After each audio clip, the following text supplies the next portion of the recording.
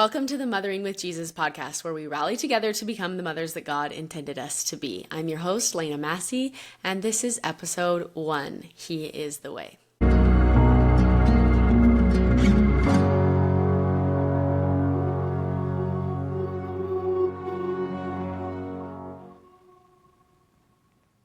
Okay, welcome. This is episode 1. I am so excited to do this podcast. I feel very called, very terrified, but I am here. I'm showing up. We are doing this. Thank you for coming along.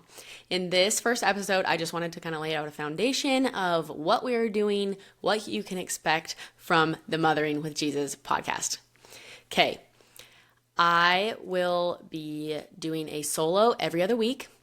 And in the in-between weeks, I will be inviting on guests like you to come and chit-chat with me about your relationship with God, your relationship with Jesus, how you're using personal revelation to become who you want to be and who God needs you to be.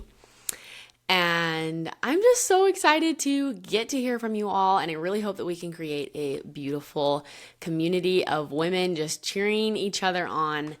And I'm just so excited. So a little bit of background. I grew up the youngest of 8 children.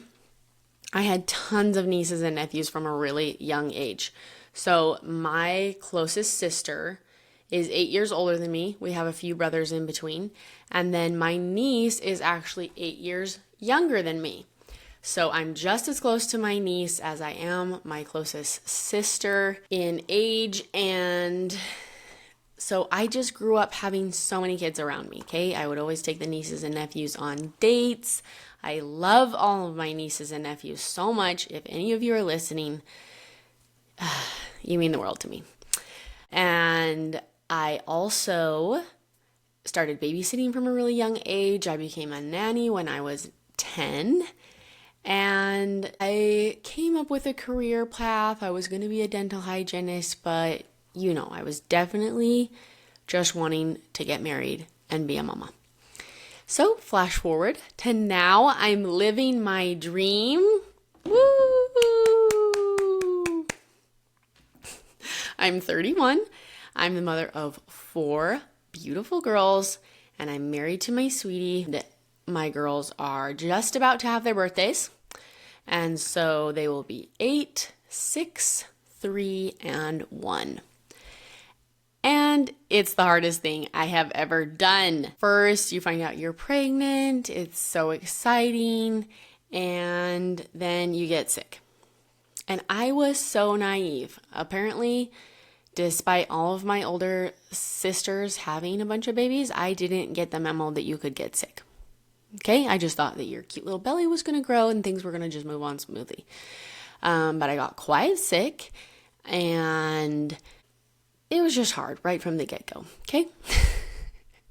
And then each stage after that, there are just new challenges. You're dealing with breastfeeding. You're dealing with health issues. You're dealing with rebellious children. You're dealing with who knows what. And mine are only 8 and younger, so I'm sure there are so many things that I haven't even encountered yet. Now, I don't say this to discourage anyone from having children or make it seem like, woe is me, being a mom's the worst. It's certainly not. It is so joyful. I absolutely love being a mom, and I wouldn't trade it for the world. I just say this to paint a picture that, we need Jesus. We continually have to be turning to Him because each stage brings new growth and new learning, and He is the one that can teach us. If we are turning to Him, it just really makes the rough times smoother. It reminds me of the scripture, Helaman 5:12.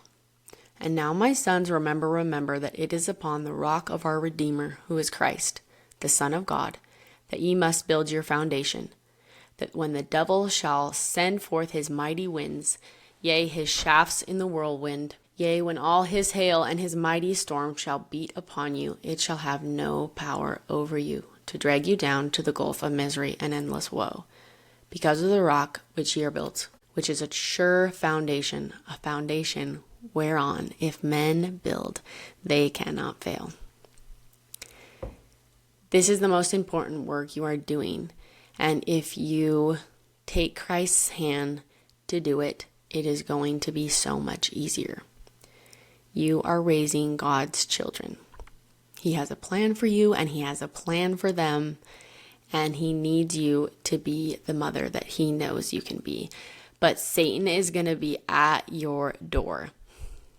I know it. I feel it. He knows that if he can get you as the mother of your home, that can affect those children and your children's children. But all this is not to say that you can't measure up, because through Christ, we totally can. And my favorite talk ever is called The Way by Elder Corbridge. He says this: in life, we learn that the highest achievements in any human endeavor are always the most difficult and therefore achievable only by a select few. The higher the standard, the fewer can reach it.